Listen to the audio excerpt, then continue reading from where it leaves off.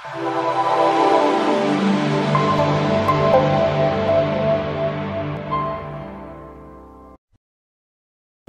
kita mau mengkaji bagian yang ke-10.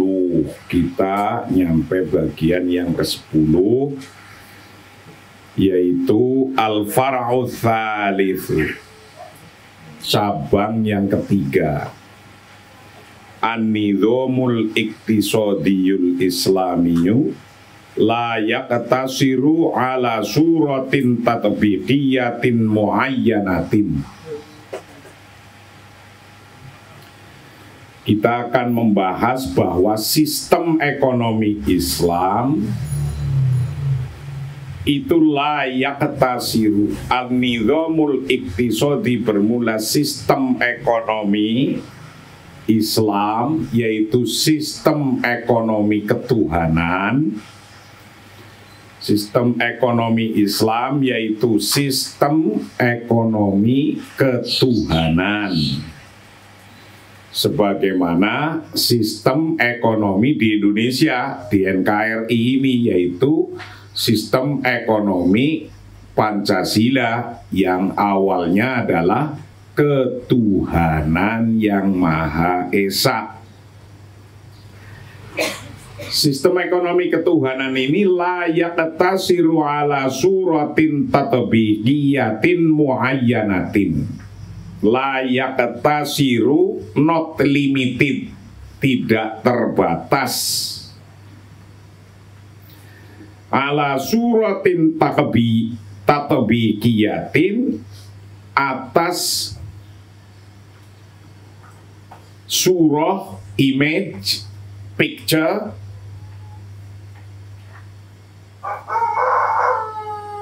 pelaksanaannya. Jadi tidak hanya terbatas pada tatbikiyahnya, aplikasinya, atau penerapannya, muayyanatin tertentu. Jadi dalam kasus penerapannya itu bisa macam-macam. Jadi dalam aturan undang-undangnya itu bisa macam-macam,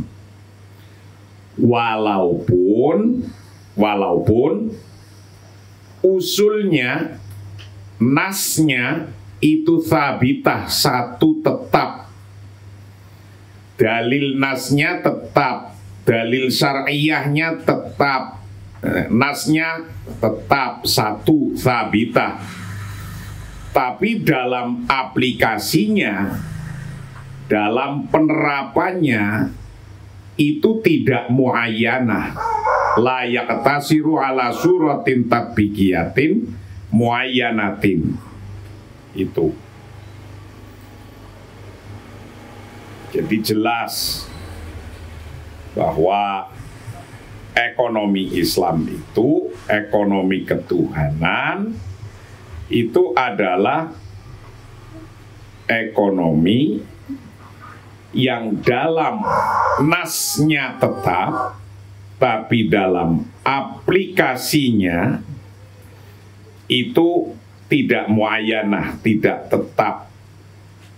Artinya bisa macam-macam. Contoh, banyak contohnya. Ngimport beras itu bisa wajib, tapi bisa haram. Gitu. Nas tetapnya atau hukum tetap, hukum asalnya, mabadi wal usul, itu al-kafalah, bagaimana mencukupi awil ghina al-mustautin, bagaimana mencukupi kebutuhan masyarakat, kebutuhan penduduk, kebutuhan bangsa. Nah, mencukupi kebutuhan bangsa itu intinya. Tapi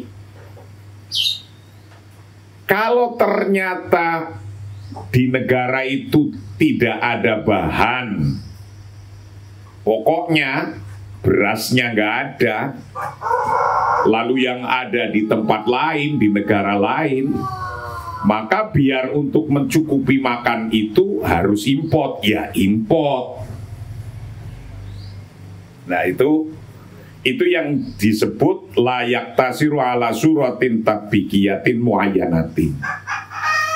Nah, tapi kalau suatu ketika di Indonesia lagi surplus beras, beras berlebihan, lah kok pemerintahnya ngimport, gitu. Itulah yang tidak boleh. Namanya kebacut itu. Lah orang di Indonesia lagi banyak beras kok import, namanya kebacut. Itu yang nggak boleh. Jadi dalam tatbiknya itu bisa beda-beda. Bisa boleh import, bisa tidak boleh import.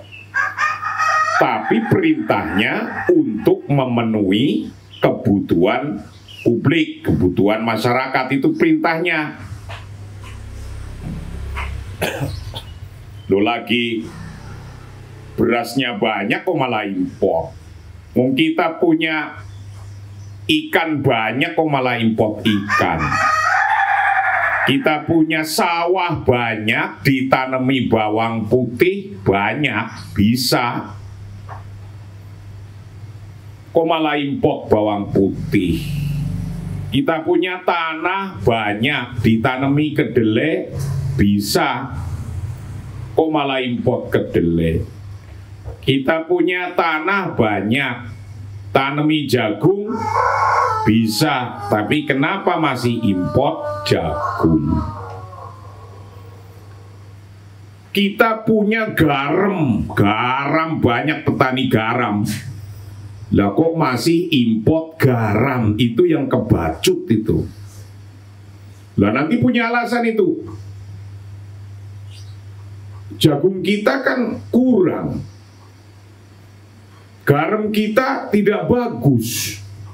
Lah, fardu kifayahnya pemerintah itu mestinya untuk menyiapkan para petani mau nanam jagung, para petani mau nanam kedelai, disiapkan tanahnya, disiapkan pengairannya, disiapkan pupuknya, disiapkan benihnya. Kadang orang dalam bikin kebijakan ketika kampanye bilang nanti serapan tenaga kerja sekian, tapi di mulut doang ngomong kayak gitu. Padahal petani garap sawahnya, nanam kedelai, nanam jagung, garam, banyak. Nah, kebijakan yang kontradiksi ini yang dilarang. Udah jelas garam di Indonesia banyak, alasannya tidak sesuai nih. Lah kalau tidak sesuai, pemerintah fardu kifayahnya menyiapkan teknologi agar garam itu berkualitas. Mestinya kayak gitu kebijakannya. Nih mumpung lagi pandemi, itu negara-negara lain lagi menahan untuk tidak ekspor karena ketakutan, sama-sama ketakutan nanti kekurangan pangan. Maka di masa pandemi kayak gini, orang harus bisa menemukan al-idrok, menemukan sesuatu yang tepat dalam keputusan ekonominya, dalam kebijakan ekonominya. Apa misalnya? Ya mumpung hikmahnya ada pandemi, kita gerakan publik masyarakat untuk mau dan bisa memenuhi kebutuhannya. Panggil itu Menteri Pertanian, tanyain apa yang biasanya impor, sekarang jangan impor. Panggil itu Menteri Perdagangan. Apa yang biasanya ekspor, sekarang ekspor. Jangan nunggu investor itu nggak datang-datang. Nah, kira-kira yang kebutuhan untuk ekspor, bikin pabriknya. Akan nyerap tenaga kerja, orang pada kerja. Ketika kerja, makan.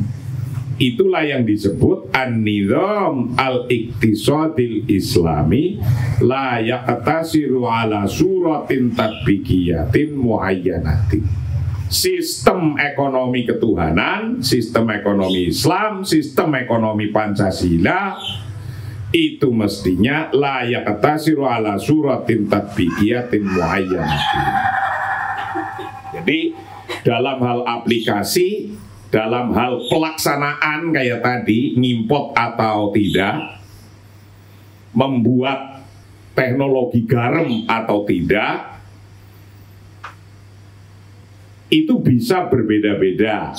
Jadi tidak tertentu. Ada orang ngomong, yang penting waman lam yahkum bima anzalallah faulaika humul kafirun. Orang yang tidak berhukum dengan hukumnya Allah kafir, tapi nggak ngerti hukumnya Allah kayak apa. Ayat itu benar, tapi harus disertai kebenarannya, mengetahui dalam tatbik, pelaksanaannya, aplikasinya, dan dalam hal penerapannya. Itu al-iqtisadul islami wa inirtabato mundul bidayah bima badiin wa usuli iktisodiyatin solihatin likulli zamanin wa makanin. Al-iktisad islami bermula ekonomi Islam, Islamic economic, divine law, Islam atau ekonomi ketuhanan.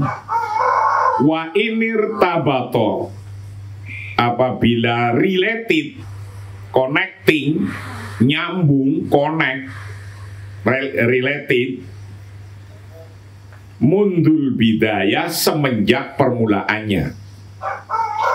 Related dengan apa?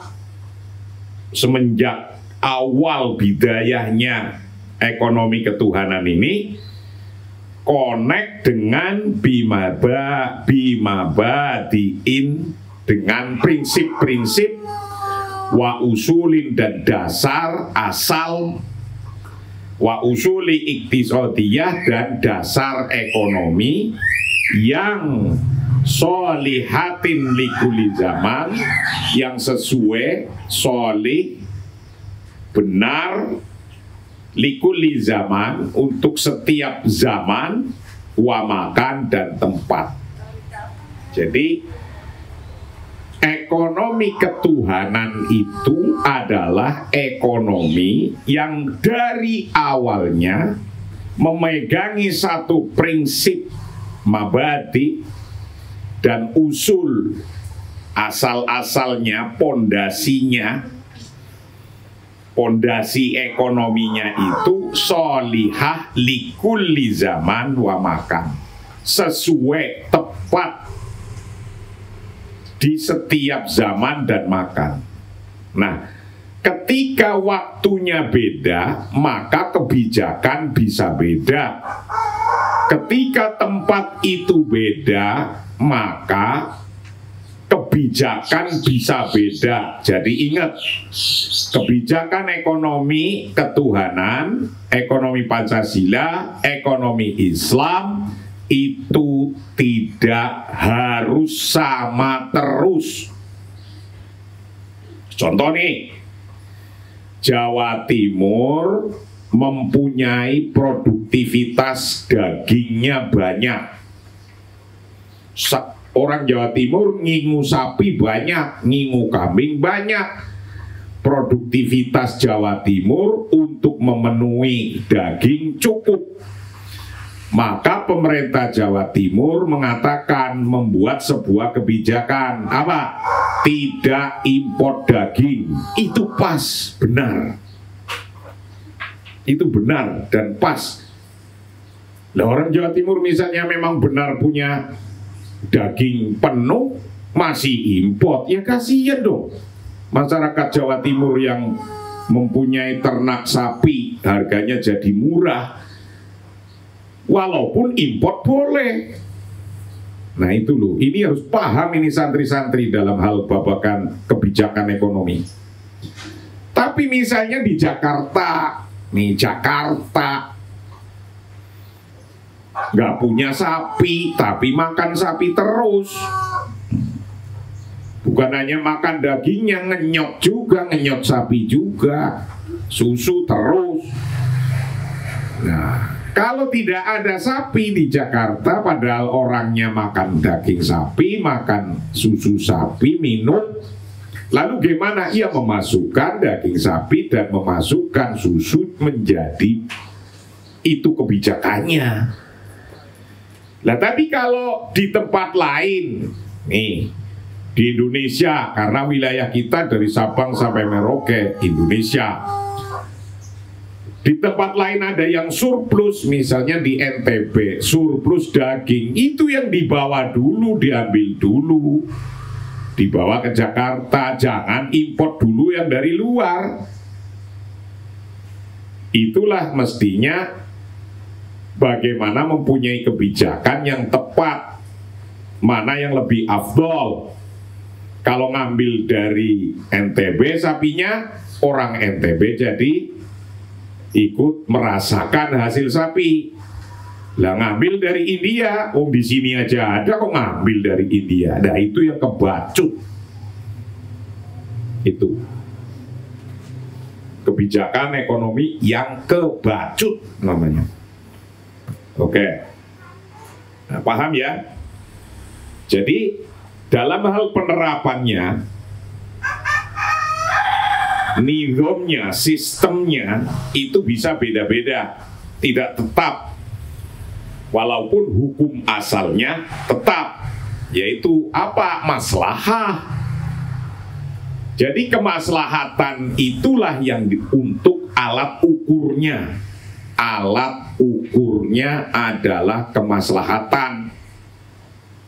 Kalau di Jakarta masalahnya import beras karena nggak ada itu ya import. Tapi kalau di Indonesia masih ada surplus beras ya jangan import dari luar negeri, timbangannya begitu.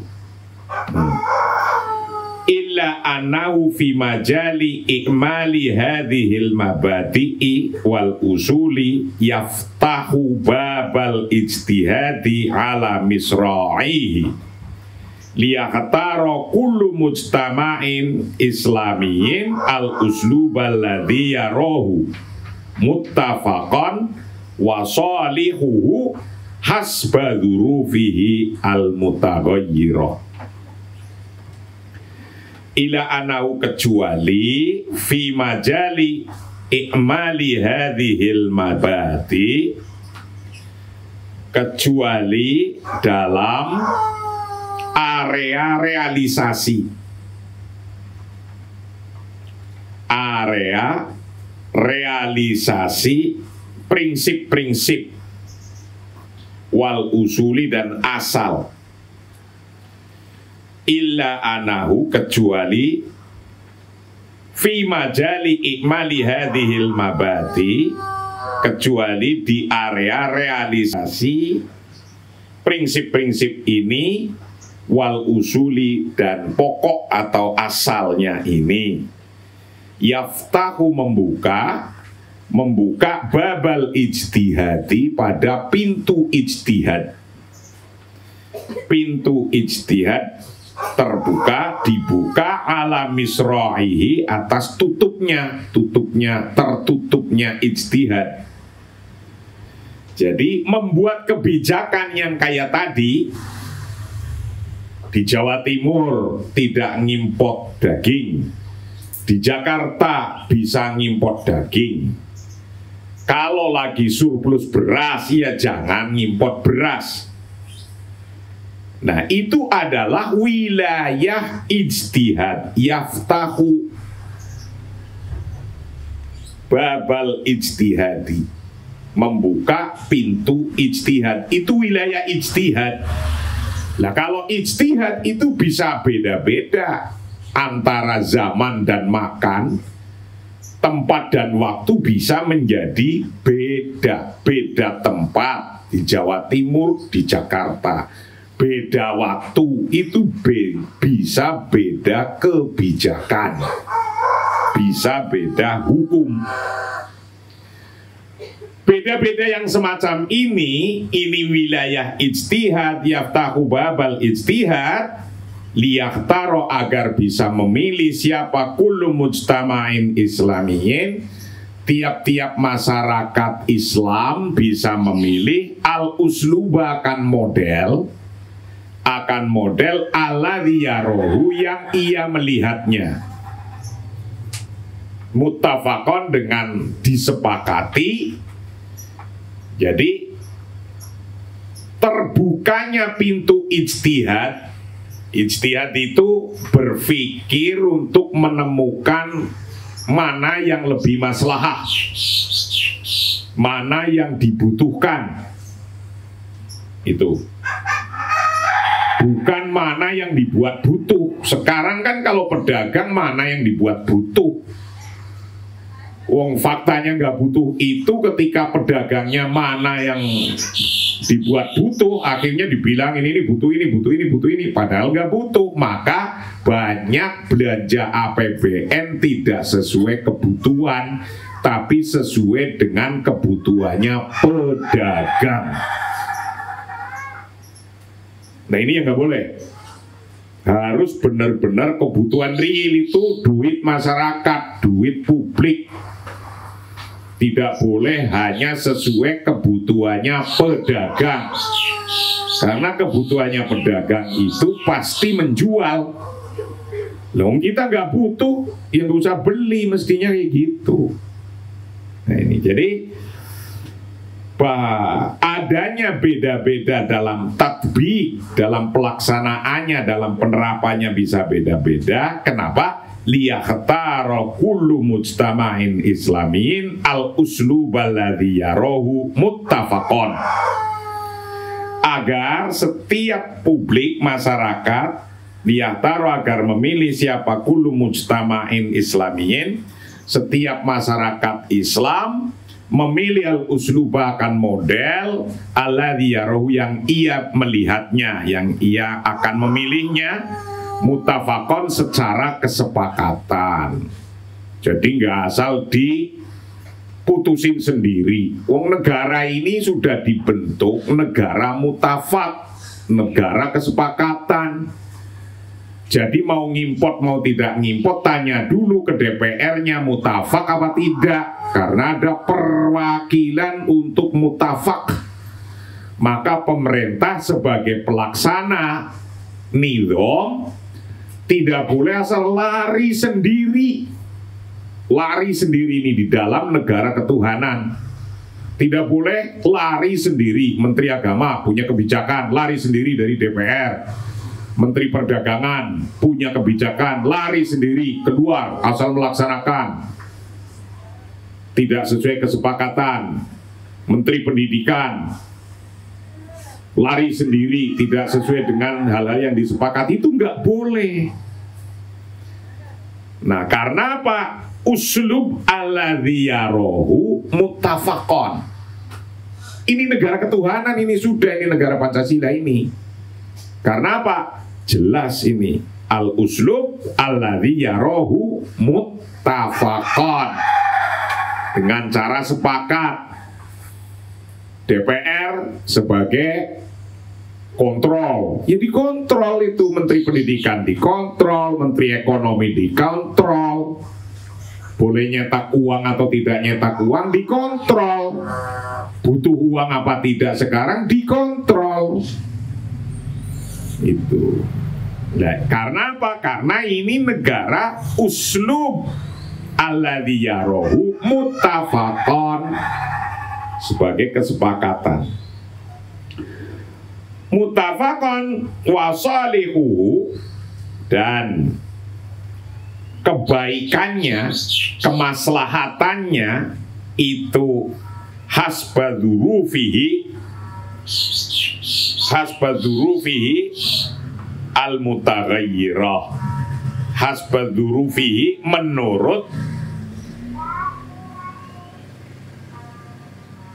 keadaannya al-mutaghayyirah yang terus berubah. Dzuruf ini mutaghayyirah, keadaan itu terus berganti. Ketika keadaan berganti, harga bisa ganti. Dzuruf berganti, kebijakan bisa ganti, jangan tetep aja. Ini misalnya hari ini lagi dalam dzuruf pandemi. Nah, dzuruf pandemi itu ya kebijakannya harus kebijakan yang menggambarkan tentang pandemi. Jadi karena ini jadi ketika dzuruf itu dzuruful huruf, dzuruful maja'at, dzuruful aubi'ah, ketika kondisi-kondisi perang, kondisi kelaparan, kondisi aubi'ah, kondisi pandemi kayak sekarang, itu kebijakannya yang nggak ajak, bisa beda-beda, bisa berubah. Karena apa? Karena dzurufuhu al-mutaghayyirah. Ini dzurufnya berbeda, berubah, maka kebijakannya berubah. Jadi kalau Gubernur Anies kok tiba-tiba sekarang, besok mulai hari Senin, itu dia mengerem kembali yang tadinya sudah era transisi COVID. Karena COVID-nya melonjak, kemudian Gubernur Anies mengerem lagi, kembali lagi kepada kebijakan semula. Ya kayak gitu itu. Kebijakan itu kayak gitu, bisa berubah kapan saja sesuai kondisinya. Nah, kalau kondisinya hari ini lagi COVID naik terus, gubernurnya diem saja, nggak ngambil kebijakan PSBB seperti semula, ya banyak korban, mafsadahnya akan banyak. Begitu pula dalam kebijakan ekonomi. Paham? Paham nggak? Jadi jangan cuma ngomong kawal syariah, tapi nggak ngerti syariah kebijakannya kayak apa. Ini santri harus paham itu. Maka ini di pesantren ekonomi Darul Uwah harus tahu ilmu-ilmu kebijakan, termasuk ilmu kebijakan ekonomi yang sekarang kita kaji, yaitu untuk membandingkan antara kebijakannya Presiden Jokowi atau Presiden siapa lagi nanti yang ganti, itu sudah sesuai atau belum dengan kebijakan ekonomi Pancasila atau ekonomi ketuhanan. Karena dalam pandangan ulama-ulama pesantren, ulama Nahdlatul Ulama, Pancasila kalau dilaksanakan sungguh-sungguh kebijakannya dengan kebijakan ekonomi ketuhanan, itu sudah sesuai syariah. Ini sekarang yang kita kaji. Walaihi faqad yatawassa'u ahadul mujtama'ati al-islamiyati fil milkiyatil amati ala hisabil milkiyatil khoso wa qad yatadayyaku akhar minal milkiyatil amatil lihasabil milkiyatil khoso. Walaihi, dan atas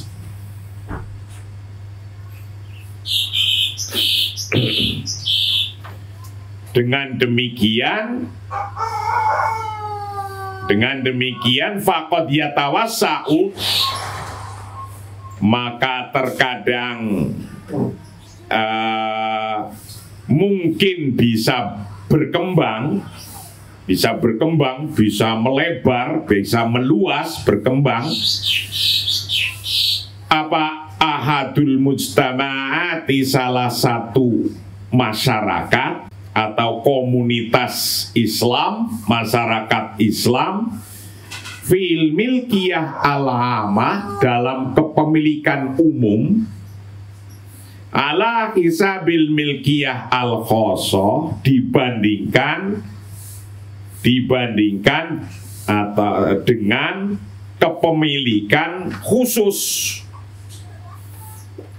Waqad yatadayaku, kadang-kadang bisa menyempit, terkadang mungkin bisa dipersempit. Apa akhorun, yang lainnya, minal milkiyah al-amah, dari kepemilikan umum, lihasabil milkiyah khosoh, dibandingkan jumlah kepemilikan tertentu. Jadi yang harus diingat, contoh lagi begini. Dalam ekonomi Islam, ekonomi ketuhanan itu memberi kebebasan, memberikan hak atas kepemilikan umum dan kepemilikan khusus, kepemilikan individu-individu dan kepemilikan publik. Jadi dalam ekonomi ketuhanan itu begitu. Ini harus berpikirnya dan harus paham dulu tentang kepemilikan.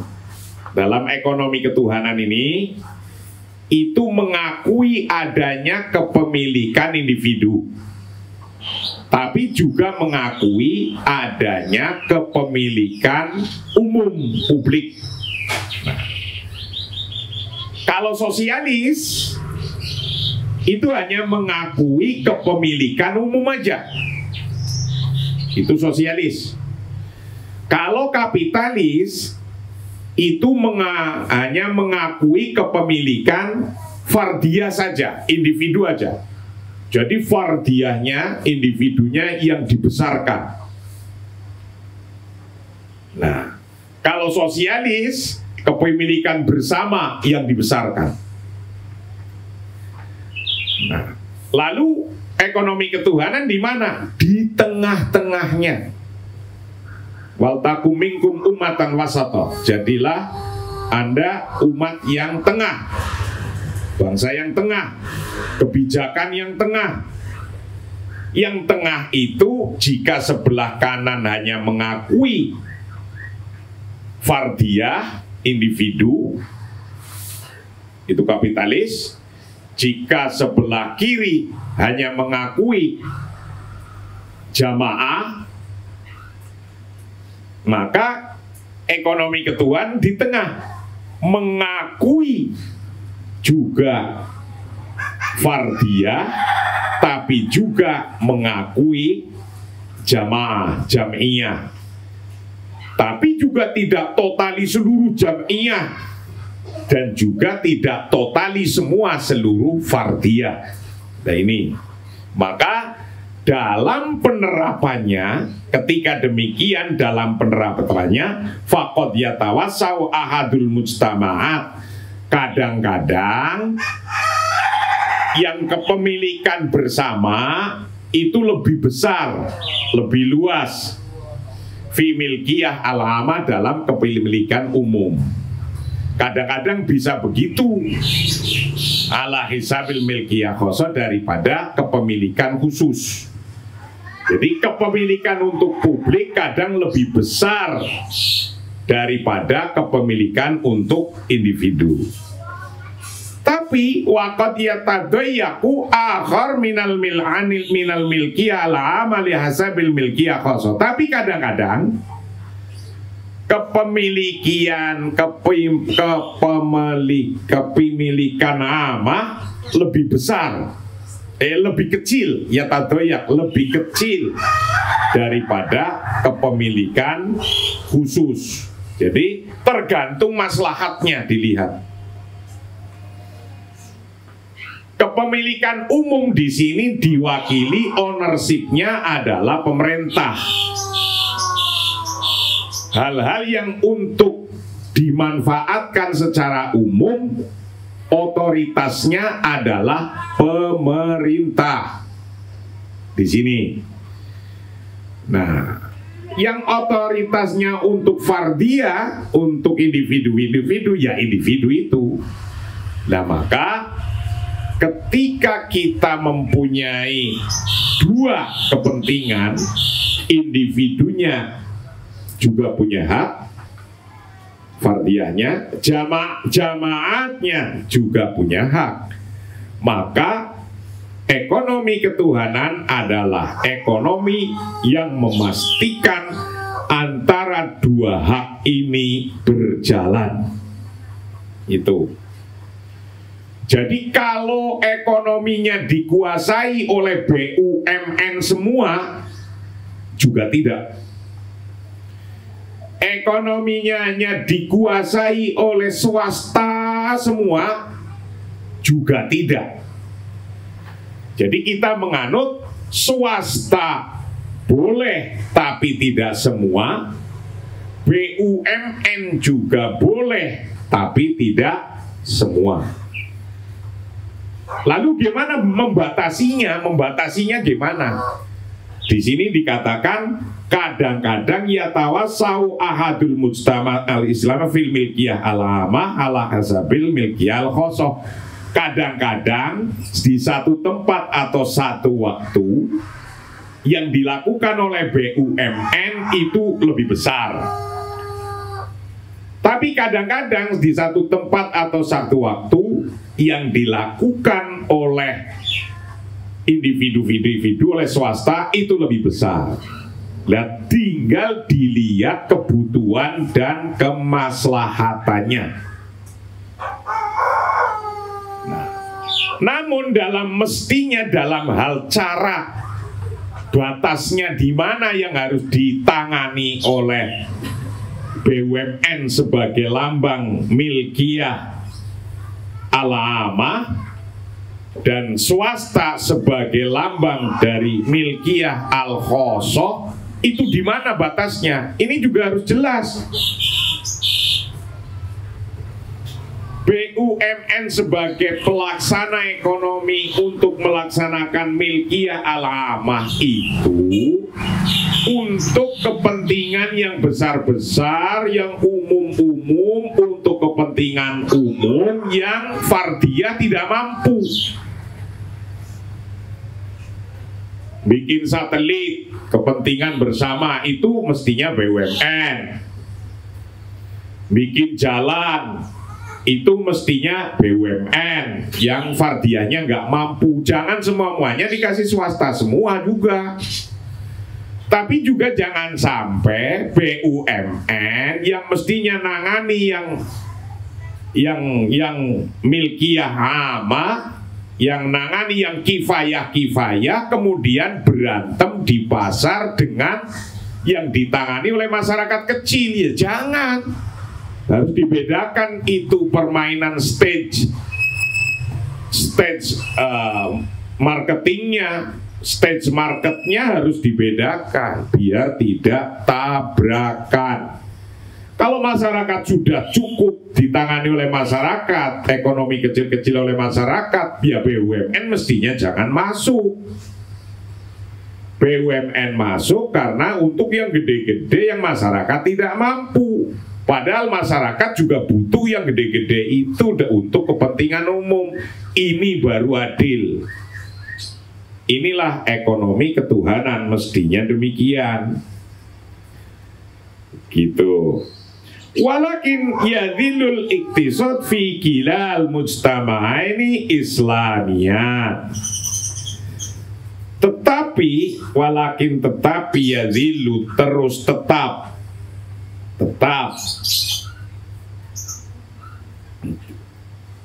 apal iktisadu ekonomi fi kilal mujtama ini, di dalam dua-dua masyarakat ini, yaitu khosoh dan amah, Islamian, dua-duanya adalah sudah Islami.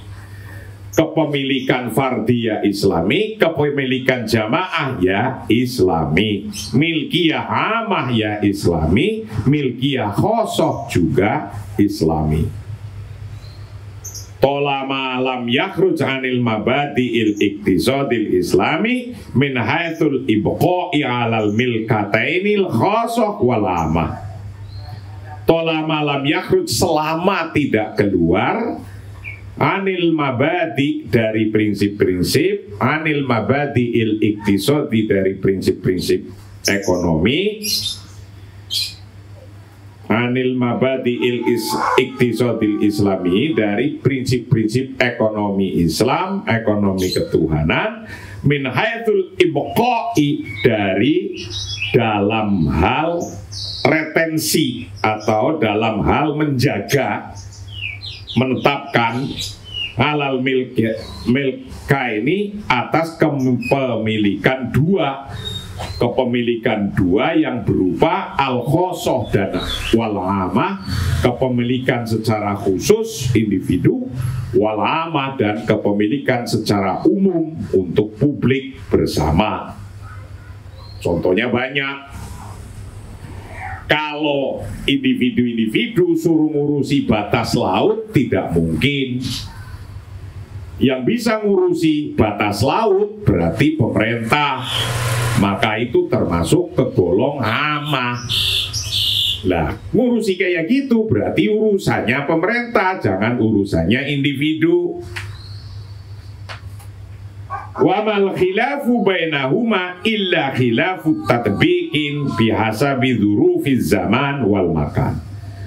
Wa mal khilaf, maka bermula perbedaannya, bermula sesuatu, al khilaf, bermula perbedaannya bainahuma, antara kepemilikan khosoh dan kepemilikan amah, illa khilafu tatbiqi, kecuali hanya bedanya beda penerapan. Jadi bedanya hanya dalam penerapan saja.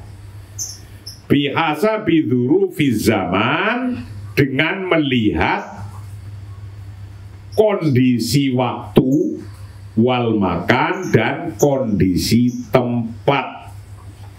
Jadi kondisi waktu dan tempat itu bisa menjadikan perbedaan kebijakan. Kondisi pandemi, kebijakan ekonominya kok sama dengan kebijakan ekonomi waktu tidak pandemi? Ya tidak bisa. Itu tidak bisa. Kalau sekarang presiden hanya membuat kebijakan, UKM pada kerja. UKM orang duit ya kerja opo. Oke, saya kasih duit, yang mau dikerjain apa nggak paham. Dan mestinya pemerintah itu ngasih pemahaman, misalnya sekarang masa pandemi ini, masyarakat ngomong begini, kebutuhan beras di Indonesia sekian juta ton, maka Anda produksi beras ya. Siapa saja yang berproduksi beras, maka saya kasih intensif ini. Itu baru nyata kayak gitu. Sampaikan ini 3 bulan lagi berasnya habis. Kalau sudah nggak ada orang nanam beras, orang nggak pada akan kelaparan. Sampaikan begitu. Kok diem aja pemerintahnya, bulognya juga diem. Sehingga kalau masyarakat tahu fardu kifayahnya untuk bahwa hari ini butuh beras berapa, adanya masih berapa, ketika diperintah untuk nanam menjadi sregep. Jangan diem aja bikin kebijakan, bulog diem aja, pemerintah diem aja. Nah itu nggak boleh kayak gitu. Ini harus jelas. Kalau ngaku kebijakan ekonominya itu ekonomi Pancasila, itu begitu. Sampaikan aja beras hari ini masih punya berapa, kekurangannya berapa, orang suruh produksi berapa, butuhnya apa butuh cangkul, atau butuh tanahnya, atau butuh airnya, atau butuh bibitnya, atau butuh pupuknya. Ini jelaskan. Bikin kebijakan nggak tahu arahnya, duit keluar tidak sesuai kebutuhan, APBN habis, kebutuhannya tidak terpenuhi. Ini yang masalah, ini yang saya kritik ya ini. Itu. Jadi paham ya para santri, ilmu kebijakan ini ilmu penting. Kalau Anda nanti jadi presiden, jadi menteri, dan saya yakin ini diantara santri-santri saya nanti ada yang jadi menteri, jadi presiden, gubernur, bupati, wali kota, pokoknya ini pemimpin semua nanti. Karena saya yakin yang ngaji sama saya ini orang hebat-hebat semua. Itu, oke, paham ya? Nah, dalam kasus nidham al-iqtisadil islami la yaktasiru ala suratin tatbiqiyatin muayyanatin, bahwa sistem aturan ekonomi ketuhanan itu tidak terbatas pada penerapan yang itu-itu aja, bisa berubah-ubah. Ini ada dua hal yang harus kita pahami. Yang pertama adalah ta'addadan nudumil iqtisadiyah al-islamiyah. Itu yang satu. Nomor dua, tabiatul khilafi bainan nudumil iqtisadiyah al-islamiyah. Ini harus dipahami nih, bahwa kebijakan atau aplikasi kebijakan itu bisa beda-beda. Itu kita harus memahami dua hal terlebih dahulu. Yang pertama, ta'addudun nudumi al-iqtisadiyah al-islamiyah, bahwa ta'addudun nudumi, banyaknya sistem dalam ekonomi Islam atau ekonomi ketuhanan. Ta'addud, sistemnya banyak, model kebijakannya macam-macam kayak tadi. Di Jawa Timur nggak boleh import beras kalau berasnya cukup. Di Jakarta import beras kalau berasnya kurang. Tapi kalau bisa masih ditemui penuhi oleh Jawa Timur, ya jangan import dulu. Itu yang dimaksud ta'addudun nidhamil iqtisadiyah al-islamiyah. Bisa beda-beda. Nah, kedua yang harus dipahami lagi, tabiatul khilafi bainal nudumil iqtisadiyah al-islamiyah, bahwa watak, nah ini, bahwa sifat ketidaksepakatan, ketidaksamaan yang berbeda-beda kayak tadi kebijakannya, bainan nudumil iqtisadiyah, antara sistem ekonomi Islam itu bisa beda-beda kebijakannya. Wataknya memang begitu. Itu loh. Karena apa? Yang dicari manatul iqtisadiyah, wilayah kebijakan ekonominya itu adalah wilayah kemaslahatan. Huwa al-maslahah. Ini yang penting yang harus paham. Nah, itulah yang kita akan kaji bagian ke-11 hari esok, tentang ta'addudun nudumil iqtisadiyah al-islamiyah dan tentang tabiatul khilafi bainal nudumil iqtisadiyah al-islamiyah. Untuk sekarang cukup sekian. Wallahul muwaffiq ila aqwamit thoriq. Assalamualaikum warahmatullahi wabarakatuh.